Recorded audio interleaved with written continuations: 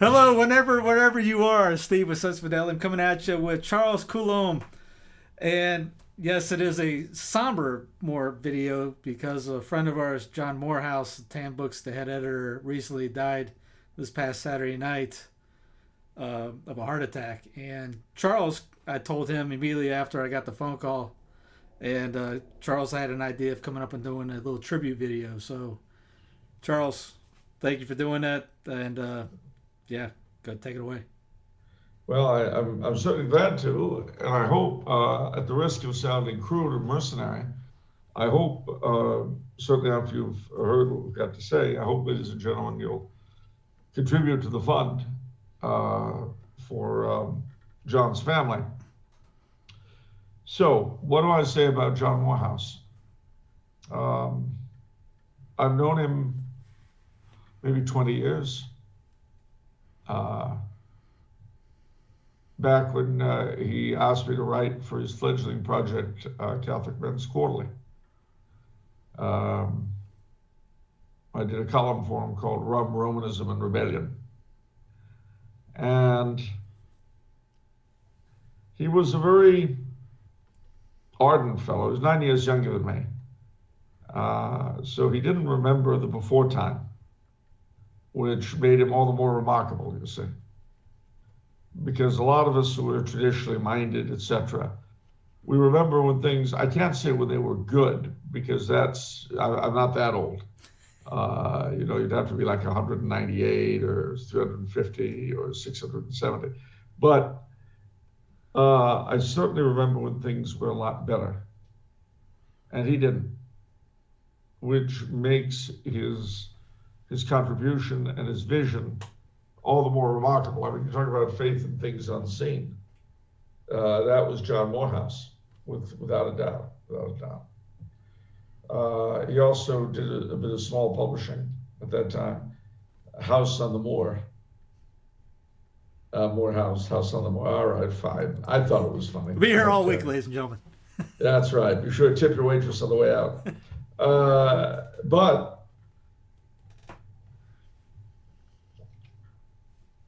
But he was a remarkable man because he somehow, some way, ingested the entirety of the Catholic thing. He had a very, very Catholic vision. And I mean that in both senses, the religious sense of Catholic with the big C, but also a universal sense. He was not by any stretch of the imagination provincial or parochial. He had a great largeness of vision. Some of us are used to associating truth, goodness, and beauty with our particular thing. There's no real Catholicism outside my parish when I was 20. And there's no real good culture outside New York in the 50s. And there's there's no truth other than the Republican Party and sound money. Well, John wasn't like that at all. John was also Catholic in the sense of universal. And when he felt that the best thing he could do for his family was to move them to South America, by gosh, that's what he did. They picked up and down they went. But that was him all over. He was a great, on the one hand, he was a great idealist, but on the other hand, he was entirely devoted to his family, and they came first, which is the way it should be. So he gave up everything he was doing here and went down there. It turned out not to be the paradisical place he was hoping for. As he said to me, better in some ways, worse in others, which you can say of just about anywhere. Right, right. But that in itself is an important lesson for us all, is that actually paradise is where you make it. And he left South America and went back to New Hampshire, being from Massachusetts. And where in South America did he go? I forget if it was Argentina or Chile. Okay. It's one or the other. I don't remember which. I've been racking my brains trying to remember, and I don't. No problem. But it was a more temperate area. You know how South America is, being on the other side of the equator. The further south you go, the cooler it gets. Right, right. So you get to Tierra del Fuego, and it's like hello Alaska. Yes. But he so he came back and he got a job with some publishing house someplace. I forget the name of it. But it's a little publishing house somewhere. I forget. Speaking of tan books. Oh, that's right. That's right. I do that. I do that. I was waiting for somebody else to answer the question. Oh, well, all right. Never mind. The guy in the corner didn't do anything. No, he just sits there. He just sits there happily. No, the interesting thing was when he contacted me and said that he had gotten a job as the editor at 10 Books. Now, the thing you've got to understand is that I have known 10 Books my whole life. Well, my whole conscious life. I actually met many years ago the founder, Thomas A. Nelson. Mm-hmm. And it's his initials. 10 Books has nothing to do with the color of the covers or anything like that. But there already is Thomas A. Nelson. It's like Colorado trucks. Yeah. But the Thomas A. Nelson company is Protestant. So Tom Nelson had to do what he did. So it was 10 Books. Mm-hmm. And they made a name for themselves when I was a kid in publishing traditionalist stuff and devotional literature that was being phased out at that time. So he calls me and he says, Tan has been bought by this outfit in North Carolina. And they've given him the job of editor-in-chief.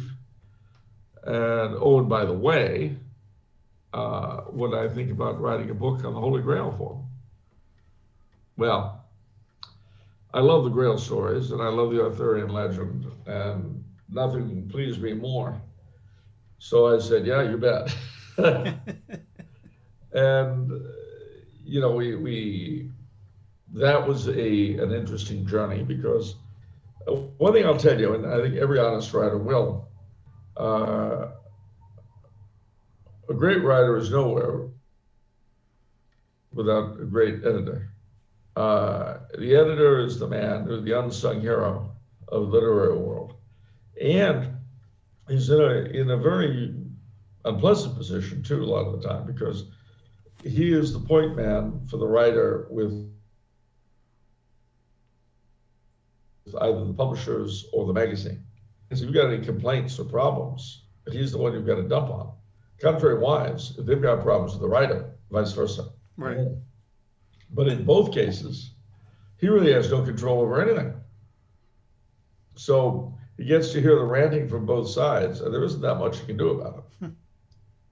But what he can do is try to turn out the very best copy he can. And John always did that. So I had originally thought the Grail book would require my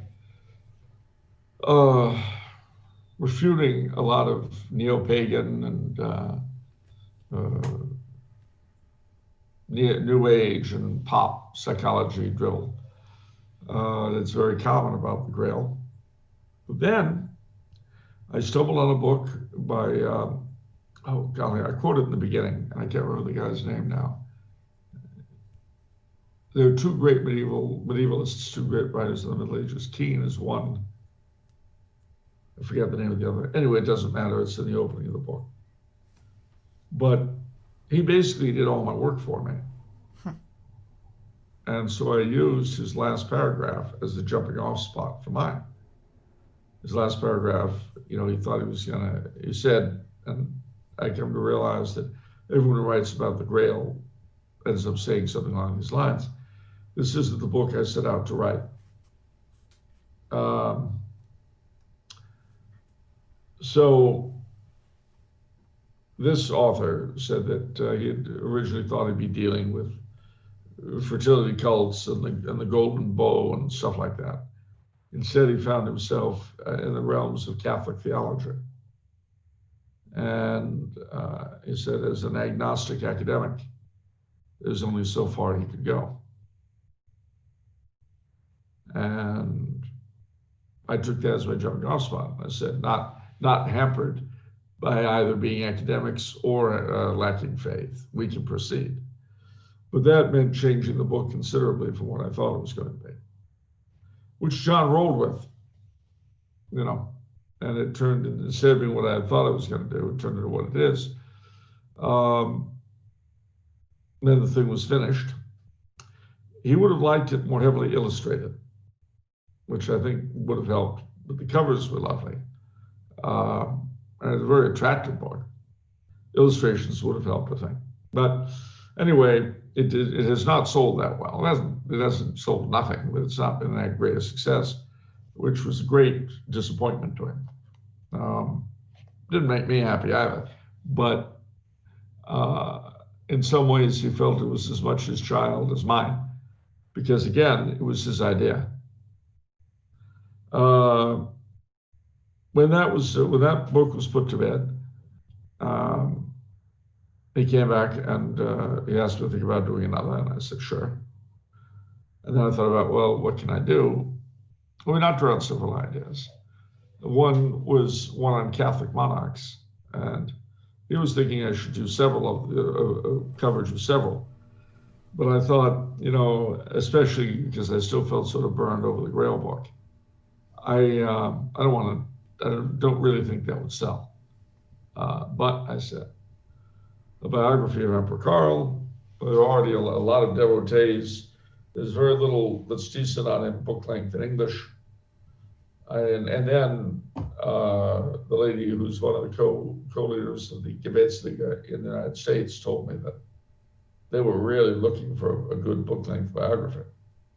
So that's how the Kaiser Karl book was born. And, he gave me a lot of space. That was always his way. But his deadlines would approach. He'd get, like any good editor, he got worried. But I didn't fail him. And I got the thing out on time. So, we were looking forward to promoting the book once the COVID monster went back into its den, whatever that may be. And we talked about possible future enterprises, but all that's run with the ages now. And obviously it's a professional loss to me, but more than that, it's a personal loss, because John was someone to whom we could always speak. He had such a wide-ranging experience and knowledge of things that you could talk to him about almost anything. And he was that unfortunately rare thing, a man of the world who really believed. You'll find some people who are widely experienced and well-read and know a lot of stuff, but are at best agnostic. And then you'll find some very devout, pious people who are nice that way, but they fall to pieces at any thought they haven't thought before. Well, he was that rare thing. He was both. And he was perfectly at home with secular thought, unlike an earlier age of Catholics, was not impressed by it. And he was very much at home in the world of Catholic thought as well. So his loss, not just to me and certainly to his family, I can't imagine what they're going through right now. Well, I take that back. I can't imagine, because I lost my own father, but still, he's very young, and young children, and his poor wife. I mean, it's not an easy thing to lose the husband and father when he's that age, and everyone else is pretty young as well. Yeah, it's not a club you want to join, but there's quite a few of us in that club. Well, you were the first one he brought up when I joined. I work at Tanley's. If you haven't known, part-time right now, but I talk to John once a week at least, and one of his first phone calls, he found out because of the YouTube channel. Oh, you're friends with Charles? He goes, oh, that's great. I got an ally in there. I need to get push Charles more. I was like, all right, we can do that.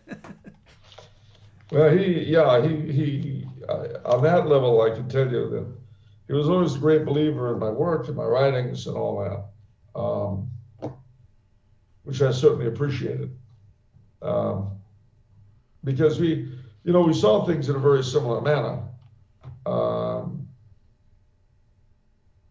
We both saw the need to evangelize, and both felt that the great lack today, at the root of the problem of the church today, is precisely a loss of sight of the need to save souls. One that he has a certain understanding of, as I've tried to have myself, is the reality of hell and damnation.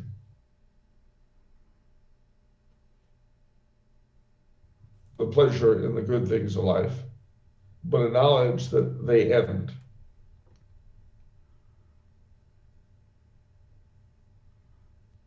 Knows better now than we ever did, of course, the reality of everything we ever talked about.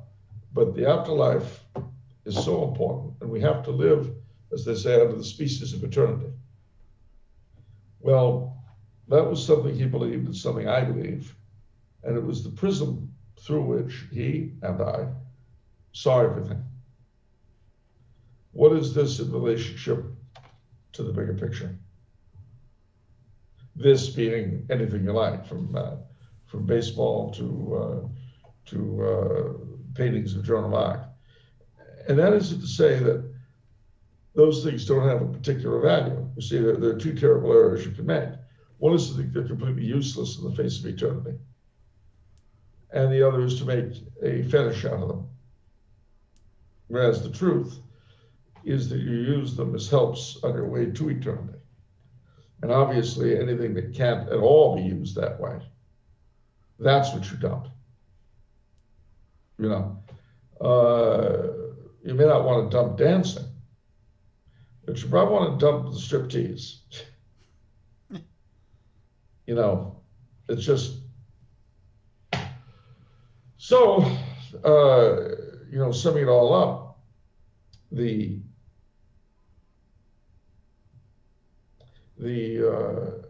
loss, not just to me and not just to his family, and for that matter, I'm sure to Tam, because his are going to be very difficult shoes to fill. I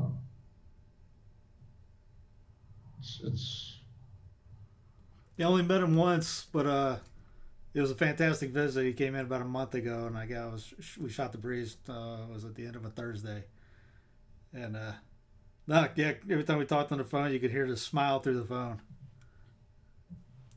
Oh yeah, he had a good sense of humor. It was always quick with a joke, and always appreciated him. Again, he was, especially when you consider when he was born, what a remarkable individual. Just so. What can I say except that that's a hole that's not going to be filled anytime soon. He has a family to be helped, and I have to urge all of our listeners and viewers to do whatever they can. Above all, to keep him in your prayers.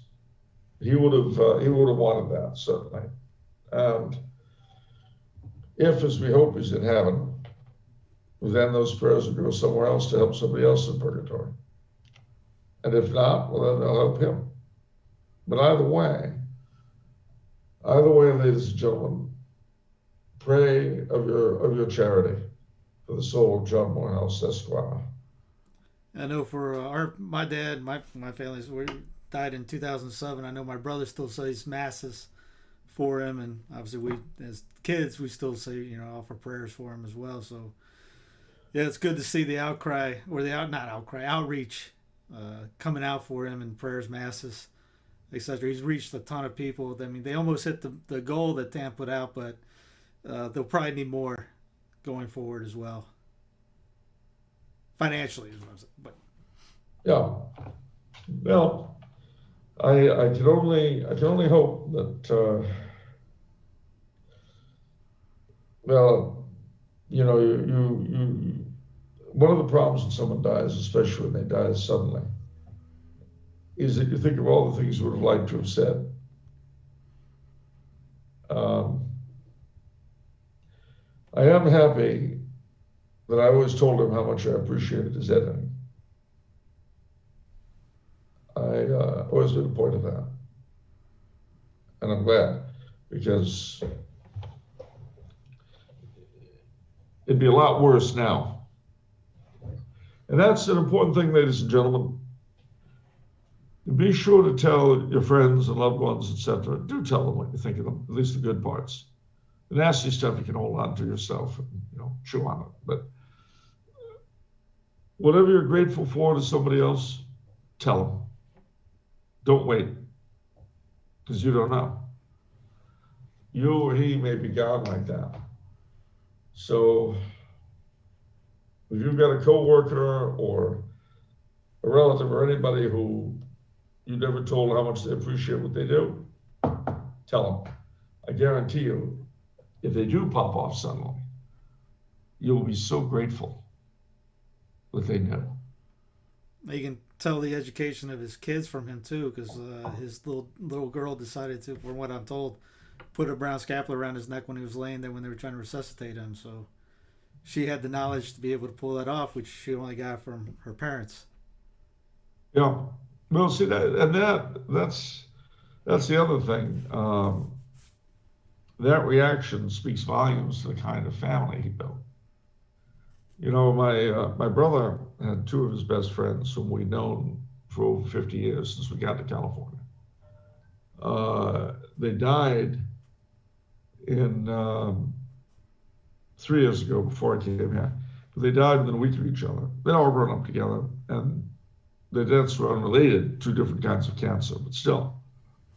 Well, my brother was very upset because the one, his sister had him cremated and the ashes scattered at sea. The other, although he was definitely dying of the cancer, he died quicker than he should have by having the nutrition and hydration cut off. He died of dehydration, not of the cancer. I mean, he probably would have been gone in a week anyway, but that's not the point. So my brother was complaining about this to me. And I told him, I said, look, you got them both confession and the last rites, and their families wouldn't have done that. You got to bear in mind that they both created the family structure that they lived in. You did more for them than their own families. So you did everything you could, and you couldn't have done more than you did. So stop. Well, just as my brother's two unfortunate friends built the culture in which their families lived. Same with John. Yeah, we've already had quite a few masses and religious orders. I know the hermits of Our Lady of Mount Carmel. I've been praying and done masses for them. Quite a few priests we know have done it. So yeah, continue to send mass requests out. Gregorian masses. That's a thing that a lot of people don't know about. But offer your communions. But the link below to help financially to the family will be in the show notes. Again, if you don't know what the show notes is, I get this all the time. There's a thing called Show More underneath this video if it's on YouTube. Hit Show More. Boom, the links pop up. I always get that in the comments. Where are the links? But Charles, any final words? Yeah.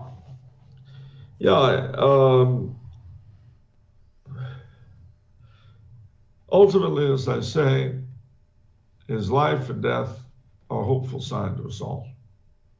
Because, as I say, he didn't remember the before time, but he had a much clearer vision and a much better understanding of reality than a lot of people who did. So, I thank God for his life, and I pray for the repose of his soul.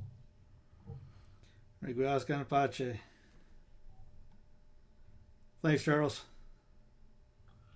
Very welcome, Steve. Thank you.